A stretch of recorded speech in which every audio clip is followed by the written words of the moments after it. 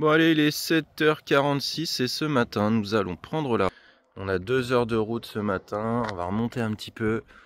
Donc on est tous prêts ce matin, comme on disait, sans printemps. On aperçoit le petit lever là-bas de soleil, hop là, dans les nuages. On va partir un tout petit peu avant, mais bon, vu qu'on est prêt, tiens, tu me vois pas parce qu'il fait nuit. Bah, vu qu'on est prêt, on y va. Allez, c'est parti pour la route. C'est rare qu'on roule de nuit, hein.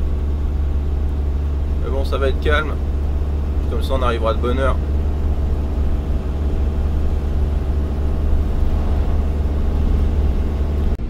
Regarde-moi ce beau ciel. Waouh. Tiens, un petit œil sur ma conso là depuis le départ ce matin. 9 litres 8. Voilà, ça te donne une idée. Il va falloir que je remette du carburant aussi, j'aime pas me laisser dépasser. Allez, on continue d'admirer la belle vue matinale. C'est vraiment un régal pour les yeux, hein. À travers les pins là, waouh. C'est beau. C'est l'avantage aussi du camping-car intégral, hein, c'est qu'on a quand même une vue très large, hein.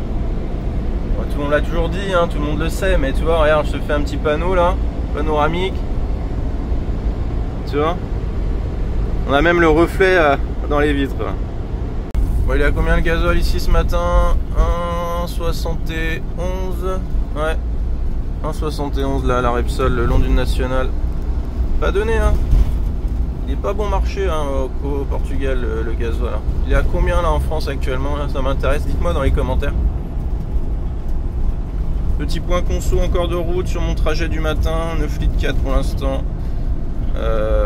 Vitesse moyenne 56 km/h. Ouais, on est sur de la nationale, on roule à 70, 80.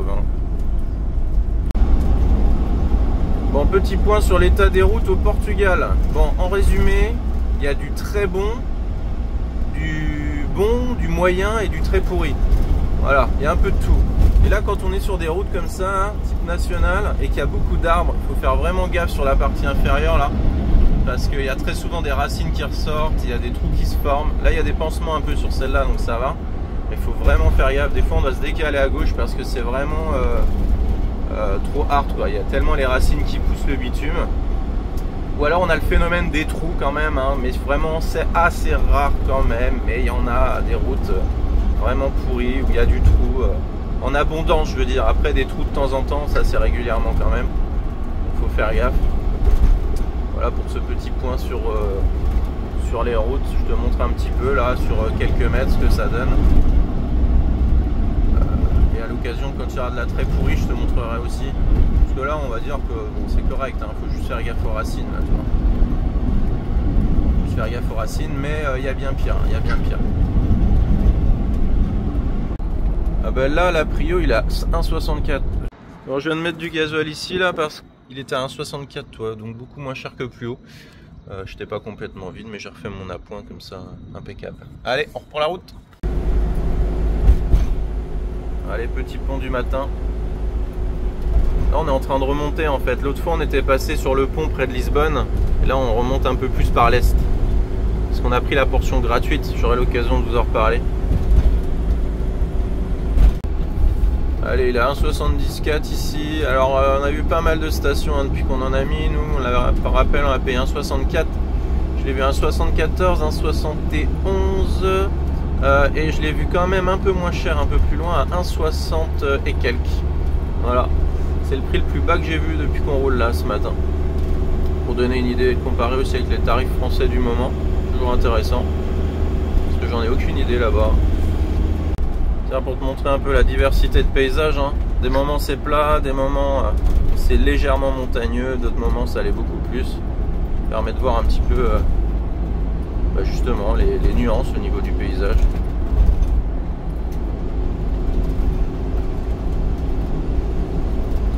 C'est ce qu'on voit quand on se promène au Portugal. Voilà, et les trous, ils sont où les trous? Ils sont là. Bon, j'en ai eu des beaux hein, tout à l'heure, mais je pouvais pas filmer, j'ai pas sorti le truc. Allez, le gasoil encore, 1,71 km là, tiens. Belle station, milieu milieu de nulle part, hein, c'est souvent ça, on manque pas de station au Portugal. Allez, petite vue sur les eucalyptus là. Ah, on change vraiment de décor, là on est sur une petite route, petite nationale. Hein. Il y a de l'eucalyptus partout. Il y a du vent aussi. Et il y a du vent, ouais. Ça tourne, ça vire, ça monte et ça descend. Bon, tu vois là ce matin on a fait une centaine de kilomètres et ça fait du 9 litres 3 là pour ce matin. Et tu as vu le type de route hein, qu'on a fait, hein, national, petite vitesse, vitesse moyenne, toi 47 km/h. Voilà, donne une idée comme ça. Bon, c'est bon, on est arrivé, on est de retour sur une aire où on était il n'y a pas si longtemps que ça. Pour rappel, on était en gros allez, au middle du Portugal. On est descendu dans l'Algarve pour se faire une semaine de vacances. On voulait, c'était ça l'objectif. Hein. On voulait profiter un petit peu encore de l'Algarve, mais vu les complexités de stationnement et tout, on a dit allez hop, on retrace. On avait un autre truc de prévu là, un truc qu'on voulait voir. Du coup, bah, je vous emmènerai, vous verrez avec ça. Enfin, on va vous emmener, vous verrez ça avec nous. Mais c'est une date un peu rendez-vous. Et du coup, bah voilà, on remonte et puis bah, on fait des étapes nouvelles là, comme on l'a fait un peu sur ces 48 dernières heures. Donc on a des bonnes ou des moins bonnes surprises, des trucs qu'on aime ou qu'on aime moins. Et puis bah, on en profite pour repasser aussi sur des petites aires ou des petits spots qu'on aime bien. Donc là c'est le cas, on est de retour ici, je te montre. Voilà, on est là. Rappelle-toi de l'air, je t'avais montré. Hein, donc tu vois, comme d'habitude, eh ben... principalement, les gens se garent au début et nous on se gare au bout, comme ça on est tranquille. Là, tu vois, je t'avais montré aussi, il y avait des flaques d'eau, il y a encore. Mais ici, sur cette zone, on est bien, ça va. Donc voilà, un petit. Et puis là, on va aller chercher un petit poulet cuit au Pingo, là, pas très loin, juste à côté. Ça va nous faire marcher un petit peu. Puis on va manger un petit poulet tout chaud pour ce midi. Et puis voilà, les dernières news sur notre quotidien nomade. Alors pour autant, j'ai ressorti la veste ce matin là parce que ça s'est rafraîchi un petit peu quand même ces derniers jours. Et par contre, je boycotte toujours le... Attends, je sais pas si tu vas voir. Attends, je boycotte le pantalon là en ce moment. Hein. J'ai repris l'habitude dans l'Algarve de remettre des shorts. Et il faut dire que l'année 2024, je l'ai quasiment passé tout le temps en short, même sans chaussettes. Et là, de mettre des pantalons, je suis plus habitué, ça me dérange. Et même Christelle, elle vient d'arriver avec se fout de ma gueule. Elle s'est dit, tu devrais mettre un jean et tout. Mais c'est ridicule. Mais non, je suis bien comme ça, moi. Non, il fait froid. Tu vas avoir froid. Non, mais... Allez, on va chercher Poupoule. La Poupoule. Bon, vous voulez voir la différence en... Regardez, Christelle, elle est toute emmitouflée. Il faut savoir, je sais pas si on en a parlé un jour sur la chaîne, mais on a une inversion des polarités de température corporelle. Oui, alors ça d'accord, mais là tout le monde a froid. Hein. Tout le monde a... Non, moi je... Si, les enfants étaient dehors en train de jouer. Non mais toi et moi, très souvent, quand j'ai froid, t'as chaud, quand t'as chaud, j'ai froid. Bref. Tout à fait. Donc va gérer du chauffage, toi, quand c'est comme ça. Mais là, on y arrive quand même. Il fait froid. Bon, après j'exagère un peu avec le col roulé et tout, mais vu qu'on part en expédition poulet rôti, et qu'on marche pas mal et qu'il y a du vent, voilà, j'assure mes arrières. Non, regarde, quand tu vas dans les Pingo, très souvent tu as du poulet comme ça. Il est déjà découpé. Et tu vois, 5,68, 5,62, c'est au poids. Hein. Si tu es tout seul ou à deux, tu peux te prendre juste les cuisses. Poulet complet.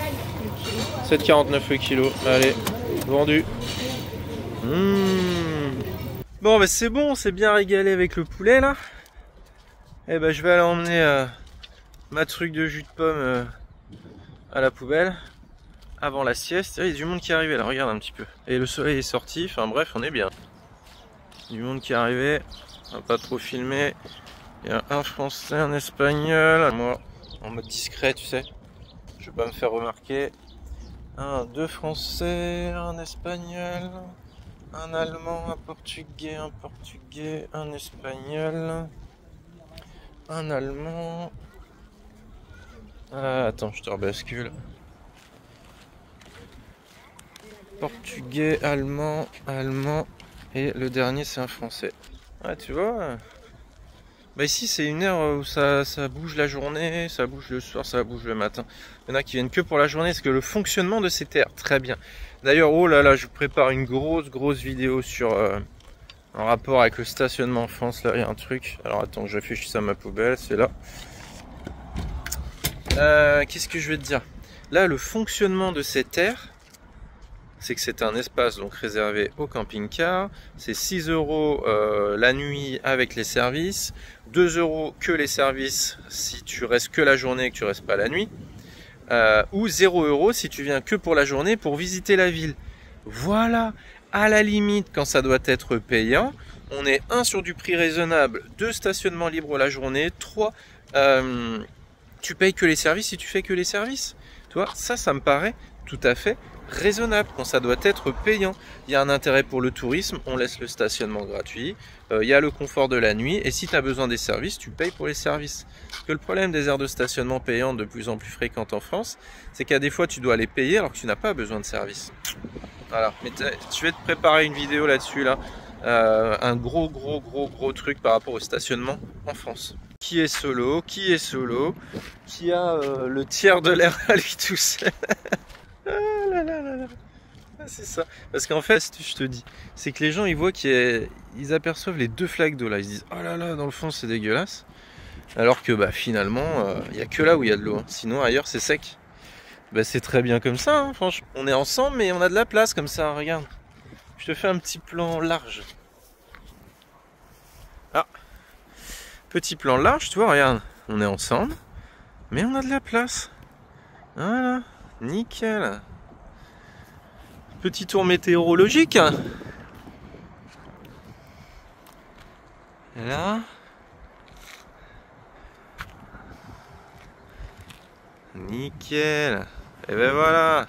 Allez go, je vais à la sieste. Est-ce que tu fais des siestes toi? Dis-moi dans les commentaires. Est-ce que tu fais une petite sieste après le repas comme ça pour bien te revigorer avant d'aller te promener, marcher, profiter? Bon allez, c'est la fin d'une nouvelle journée dans notre quotidien nomade. Je voulais te parler de 2 trucs. Tiens, je vais te reparler du lavage. Lavage, entretien du camping-car. Tu sais, je t'en ai pas mal parlé sur les précédentes vidéos et tout. Là, tout ça pour te dire que ben, là, clairement, il est un peu... Bah, je le trouve pas propre en fait. Si tu regardes de près, il est pas propre. Mais c'est pour te dire que autant j'entretiens bien beaucoup régulièrement, mais il y a des périodes, toi, quand c'est couvert, quand on roule pas mal, etc. Je suis pas un acharné non plus. C'est-à-dire, il y a des périodes, je sais où il sera pas nickel et ça sert à rien que je le rende nickel parce que je vais rouler ou parce qu'il va pleuvoir. Je fonctionne pas mal à la météo aussi. Si là on est parti pour 1 semaine ou 2 de soleil, je vais en profiter pour lui remettre un bon coup, etc. Après, il y a vraiment des moments particuliers où quand je viens de passer un moment près de la mer, qu'il a plu, qu'il y a eu du vent, etc. Pour le nettoyer du sel de mer, là je vais lui mettre un coup de lavage plus ou moins express, toi. Et voilà, juste pour te refaire un petit point. Je suis pas un obsédé du nettoyage du machin, tu vois. J'adapte aussi en fonction de ce que je fais, de la météo, de mes trajets. Il y a tout un truc. Mais bon, c'est pas une prise de tête. Pour moi, c'est vraiment naturel. Là, tu vois, ça fait quelques jours et tout. Ben voilà, je me dis, bah c'est comme ça. Il est pas nickel, il est pas non plus dégueulasse. C'est pas une épave pleine de boue, tu vois. Mais je sais, voilà, il mériterait un petit coup. Mais je vais attendre que le temps soit plus lumineux et que je roule un petit peu moins, voilà. Bon allez, je voulais te refaire un petit tour de l'air en partant du début, juste pour que tu vois, regarde, l'air, elle commence de moi, là je suis à la limite, et elle va jusqu'au bout. Donc encore une fois, observe-nous où on a l'habitude de s'installer. Tu vois, c'est juste pour que tu comprennes un peu comment nous on fonctionne. Encore une fois, chacun fait ce qu'il veut, vraiment. Hein. Et là, du coup, regarde, tu as des véhicules, droite, gauche. On est combien là? 1, 2, 3, 4, 5, 6, 7, 8. On est 9, tu vois. Et encore, il y en a qui sont partis, ils étaient là à la journée, tu vois, comme je t'expliquais précédemment. On est 9. Et qui se met au fond. Tu vois, c'est comme si l'air... c'est bizarre, hein, c'est comme si l'air, en fait, elle s'arrêtait là au lampadaire. Regarde. L'air, elle s'arrête là, en fait. Les gens, ils se garent pas plus loin qu'ici. Regarde. Tu vois? Et après, là, le reste, personne vient au fond. Voilà. Ben, nous, on est là. Voilà. Là, voilà, on a de l'espace. Nous, franchement, on aime le contact. On aime discuter, machin. On fait des belles rencontres et tout. Mais on aime bien se mettre au fond, être tranquille, les enfants peuvent sortir, jouer, machiner, tout, on est... Voilà, c'est comme ça qu'on est. C'est comme ça qu'on a nos habitudes. Alors on peut pas toujours faire ça, mais dès qu'on peut, on le fait. Et là, je tiens à souligner que, grâce à ces 2 flaques d'eau, personne ne vient se coller à côté de nous. Donc ça, c'est franchement juste génial. Bon, je vous laisse là pour aujourd'hui. Moi, je file à la douche et on se retrouve demain pour de nouvelles aventures dans notre quotidien nomade. Bon, il pleut ce matin. Quelques gouttes a priori juste pour la matinée.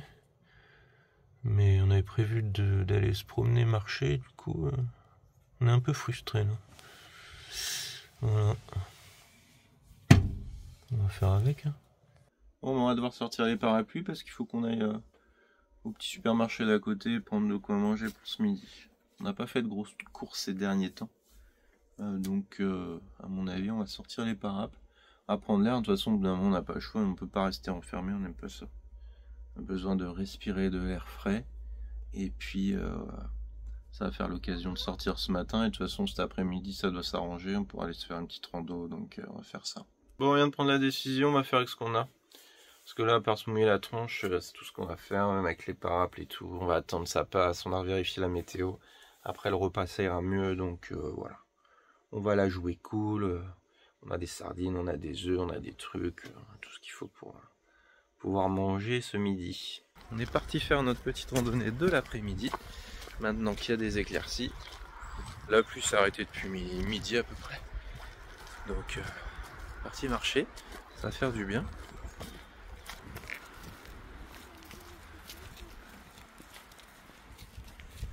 On est parti dans un sens et on est parti sur un sentier qu'on n'avait jamais fait par ici, donc même dans des endroits où on revient, on va explorer des nouvelles directions en fait, pour voir des nouvelles choses. Là, regarde, il y a un terrain de foot là, mais il est en synthétique en fait. Ah oui, le climat permet pas toujours d'avoir de la pelouse. Hein. Il y a 2 terrains de foot, il y a celui-là, puis il y en a un vrai derrière avec de la vraie pelouse. Dis-moi ce que t'en penses un petit peu si de temps en temps je te filme comme ça en double avec la caméra de face et la caméra de... comment dire... caméra arrière. Bon, c'est super bien balisé au début et puis là, tu vois, on vient de faire un tour dans notre slip et on repart à l'ancien balisage parce que du coup, on retrouve pas la suite. Ça, c'est vrai qu'il y a des fois c'est embêtant. On fait régulièrement des randos comme ça et... Sur les balisages, il y a des endroits où c'est plus ou moins bien balisé. Donc on va essayer de retrouver la suite. On va y arriver, hein. Sinon on improvisera. Parce que bon, on alterne entre des parcours libres ou des parcours balisés. Souvent l'avantage des parcours balisés, c'est que ça nous emmène voir des trucs particuliers qu'on n'irait pas forcément trouver en parcours libre. On va voir.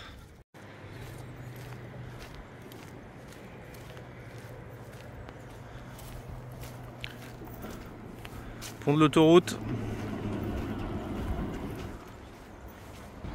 Bon, finalement on n'aura pas retrouvé le parcours, mais on a fait notre propre parcours. Voilà, on a suivi un petit peu notre instinct. Puis on a, du coup on a vraiment fait tout un nouveau parcours qu'on n'avait jamais fait ici, donc bonne nouvelle. On a vu qu'il y avait 3 moulins près du château du coup. Intéressant, on en avait vu qu'un jusque là, le plus proche du château, et on en a découvert 2 autres là sur notre chemin, donc c'est intéressant. 3 moulins pour un château, je crois qu'on n'avait jamais vu ça.